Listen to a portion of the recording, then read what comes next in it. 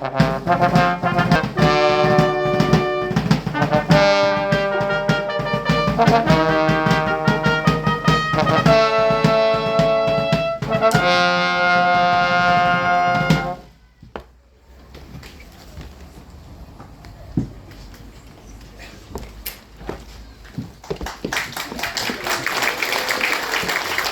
may be seated.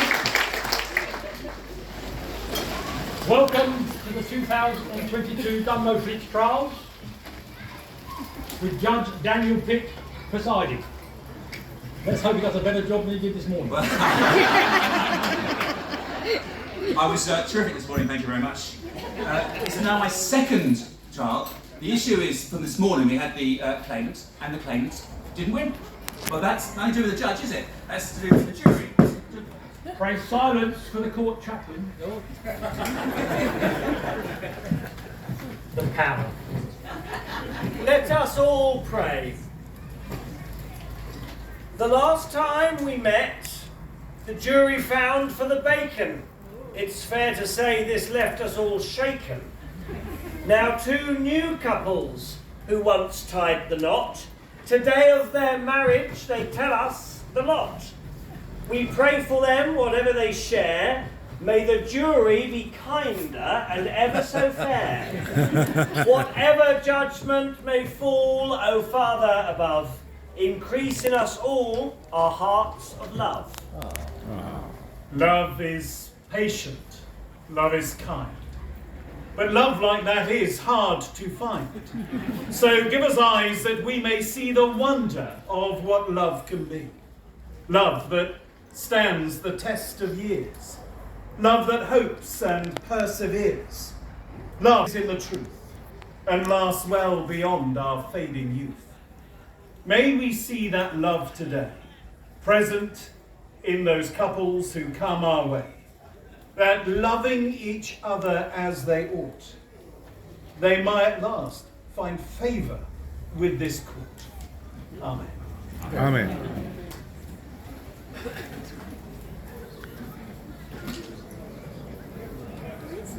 Mr. Usher, are all the jury members present? Nearly. Nearly? We are one missing on the last count. One missing. I don't know whether we can manage, Judge, can we, or can we proceed? Just remind me how many reserve jurors we have. None. They were all sent home after the first trial. That's what happened, isn't it? Were there the option of having substitute jurors, it'd certainly be something to consider. No, I am content for my first decision of this trial that 11 jurors, fair and true, will give a fair judgment in this matter. The matter can proceed with 11 jurors. Any other objections? Well, there is, I'm afraid. Right. We started about 10 minutes late. Oh, I know. It'll just take a half an hour. It has become to my attention, and your Lordship will find this quite scandalous. Two things. The first is, it's rumoured there may be a vegetarian in the jury. Now, I may have benefited from said vegetarian, but nevertheless I thought to bring it to your attention. The second is the jury may have been drinking at lunchtime. Well, my lord, if I could reply as I represent the bacon, you may recall this morning I made some disparaging comments about vegans. On behalf of the bacon, I now say that I was wrong. As many vegetarians as possible, please. As regards them drinking, the Dunmow Flitch Trials Committee has spent 6 years to find 6 maidens in Essex.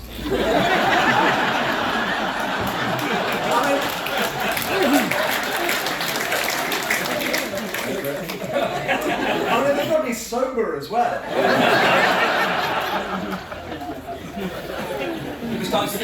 Two points that are raised there. The issue in terms of a vegetarian juror is something I applaud. People say that Dunmow is not the most diverse place. Well, here we are, meat eaters and vegetarians. Balance jury there. I applaud that. And in respect to the drinking, really is the only way to be able to get through the trial.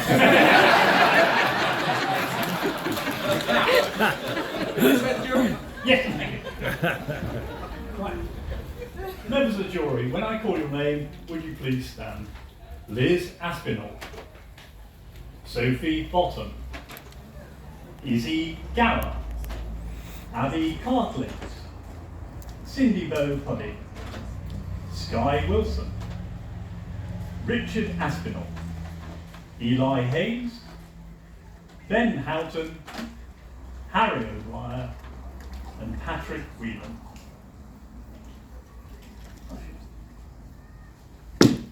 Pray silence in court while the jury are sworn in. If you'd all raise your right hand, please, and repeat after me. I, as a member of this jury, do make oath that I will well and truly try all such persons as shall this day make claim to the bacon of Dunmow, and true verdict give according to the evidence. Have you appointed a foreman? Yes, sir, I'm the foreman. Brilliant, thank you very much. You may sit down.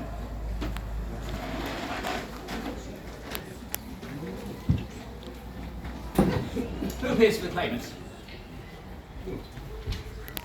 Well, one of you must be. Oh, there are four of them. I am Stephen Bouger, and alongside me is my what's the word? Very learned friend. Very learned friend, very smart and learned friend, Ian Daniels. And who appears for the bacon? I appear for the claimants, my lord. My name's Tim Clark, Queen's Counsel. Very good. Currently on strike. Oh, I'm for the bacon again. We are for the bacon. We are for the bacon. I'm here for the donors of the bacon, my lord, with my learned friend, Sadie Nine. Thank you. Well, I think we need some claimants, don't we? We call some claimants. Please, usher. I need their names. Mike and Zanna O'Reilly. Mr. and Mrs. O'Reilly. Oh, really? They're not Irish, are they?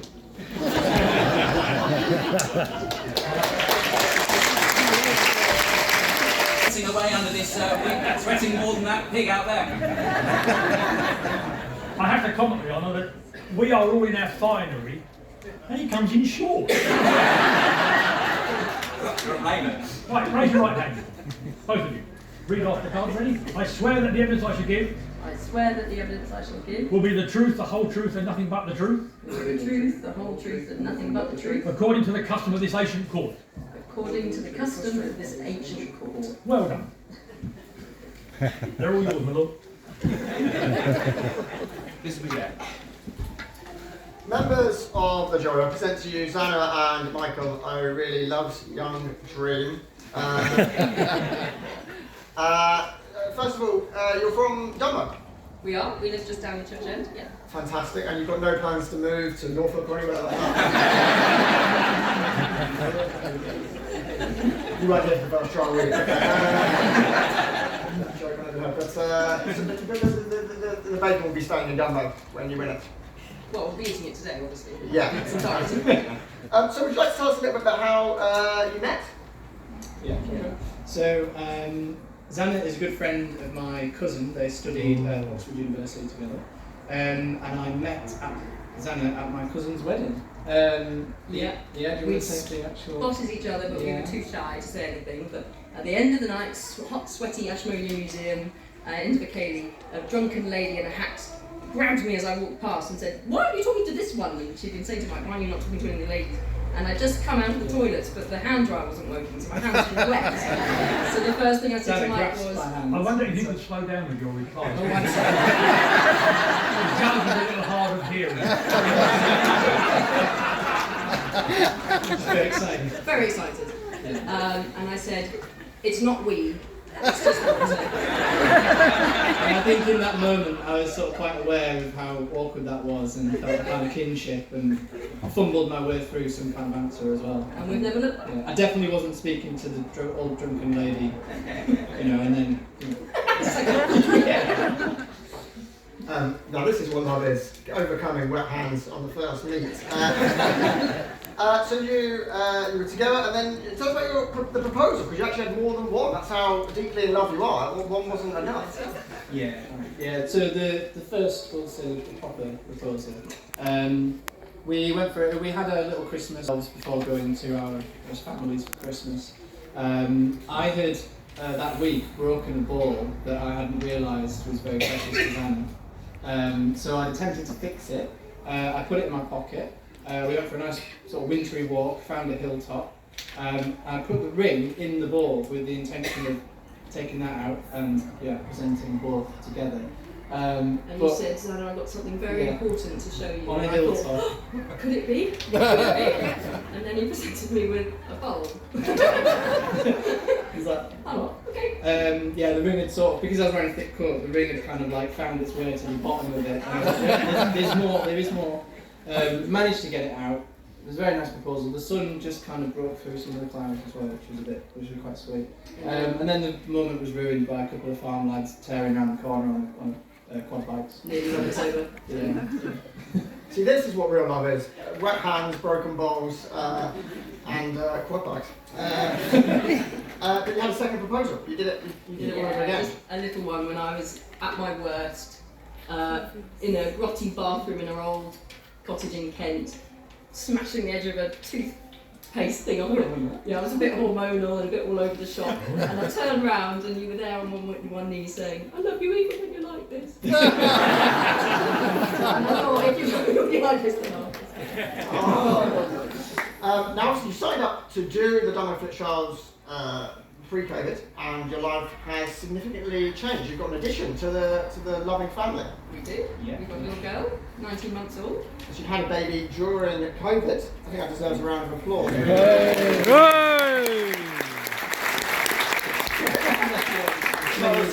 As well as doing 10 Zoom quizzes a week, they were also raising a child. Incredible. And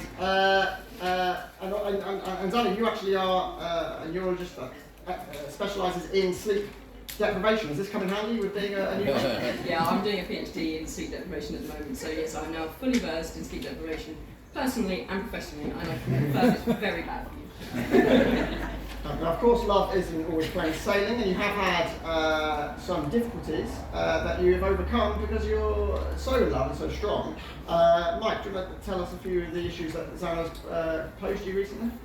They're serious issues or comical issues. I think some of the ones that sort of stand out in my mind. You smashed my car up. You said you hadn't had any coffee, which was... I can't drive that coffee, and I found it bollard.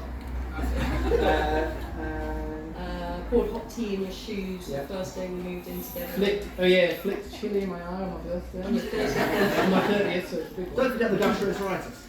Oh yeah, which Zanna thought was cholera, but we came to the conclusion probably hasn't been. Oh no, that was the first time you met my parents. The first one? Yeah, there's been multiple stomach bugs as a result of the first time you were meeting my parents, they just redecorated their bathrooms. August Court, you swore and signed statements which have been provided to council. May I read from it, my lord? You may. This is how they describe how they met as a couple. They met because Mike is the cousin of Zanna's uni friend and was a bridesmaid at her wedding in 2014. Zanna, what was Mike's bridesmaid dress like? No, I was the bridesmaid, and actually my friend is a man, so... And you've got a doctorate, you said? Not yet. Well, it's doctor's handwriting, I imagine. Right, what it says here is after this, you sent Mike a message by text, and he replied sweetly in a way that implied he wasn't interested. Mike, what did you say in that text? If I remember correctly, it was... I was trying to sort of be quite sort of humble, and because you'd said anyone who's related to my friend Alex must be really nice, and I was like, well, I'm not, I'm nothing on them. They're trying to be humble, but that nothing compared to my cousin. Yeah. Is it? And then a couple of days later, she hadn't replied. So I asked one of my housemates, I was like, well, just read this and let me know what you think. And he was just like, you're an idiot. Write her another message. And did you have to have that message written for you? No, a dictator maybe. Do we need to identify what a text is? 'Cause I don't know.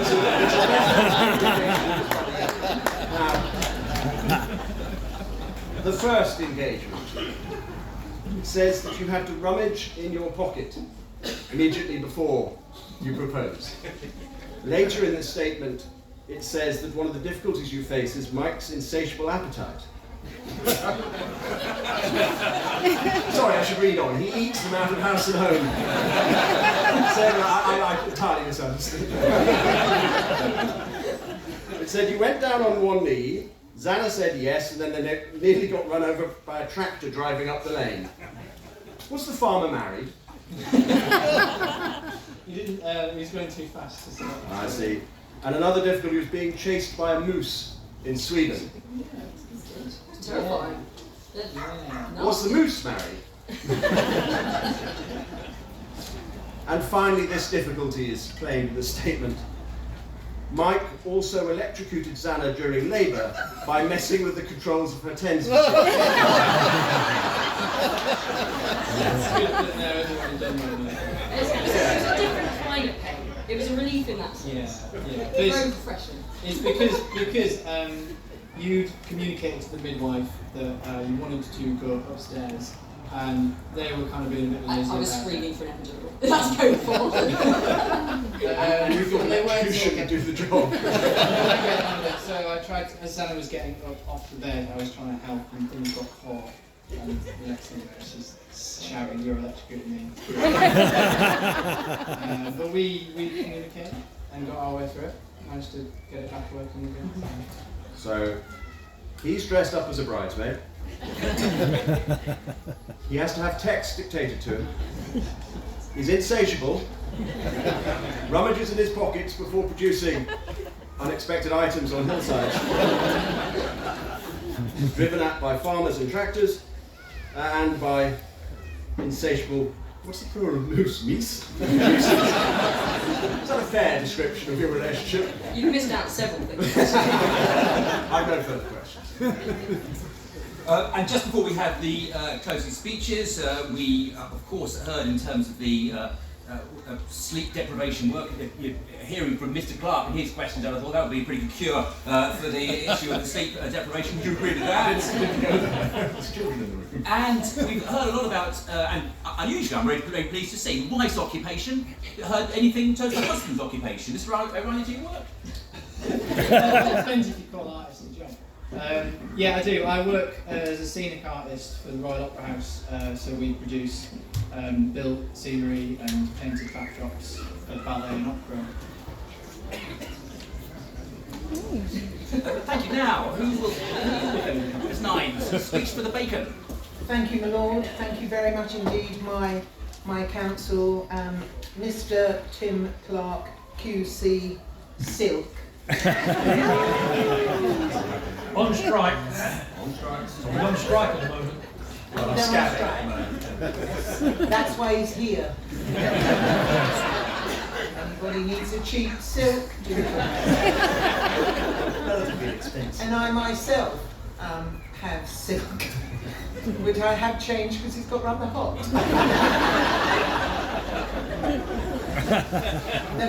Never laugh at your own jokes. Roll it out. Thank you. So let me just reiterate, if I may, and obviously I'm not questioning you, but I am questioning the meeting of this young couple. They met at a wedding. They didn't actually meet. They were launched upon by an old lady who was drunk in a funny hat. Now, I don't remember being at that wedding.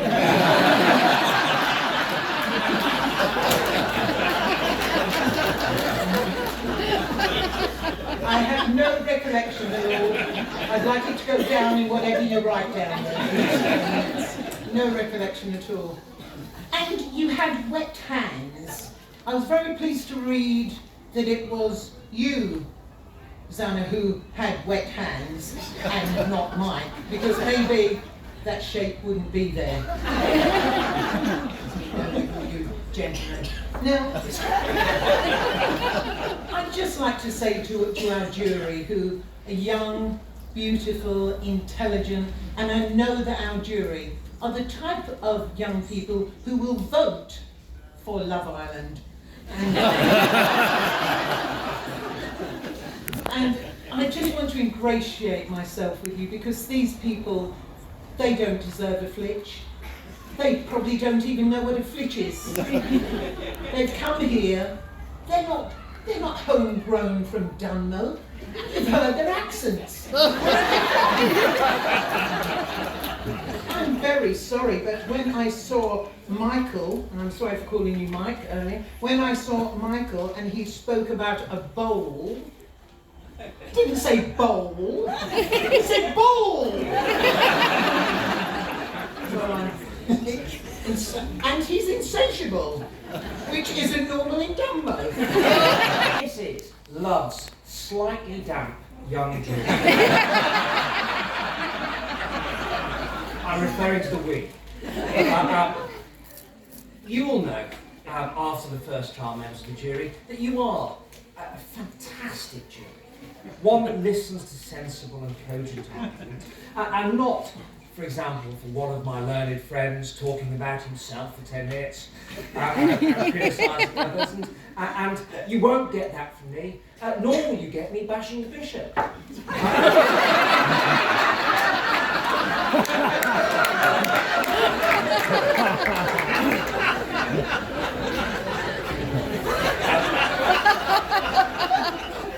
You're all going to hear me talk, members of the jury. You're here to talk about the evidence.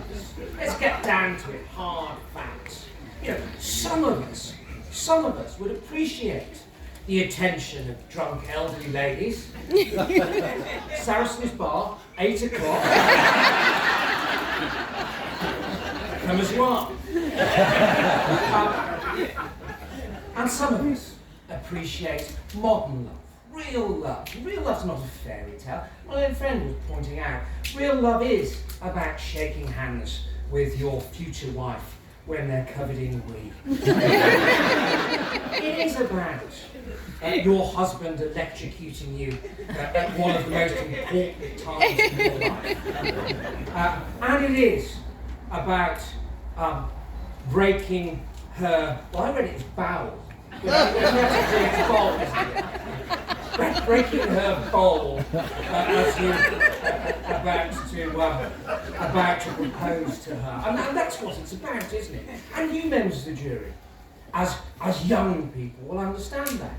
And you will understand that perhaps, you know, an ill thought out text message, which you send whilst drunk, perhaps on a train home from a work event. You weren't going to talk about this. I'm possibly to the wrong person, I don't know. But you know, you will appreciate, members of the jury, that is young dream of love. And as you start, as you must have done, these trials being slightly delayed, upon the journey into love's intimate embrace, you will understand that journey has its bumps and its curves and its quad bikes and tractors all along the way. And you will think on that at the end of these trials, when you're a bit pecky, and when you're thinking, I wonder what's for dinner,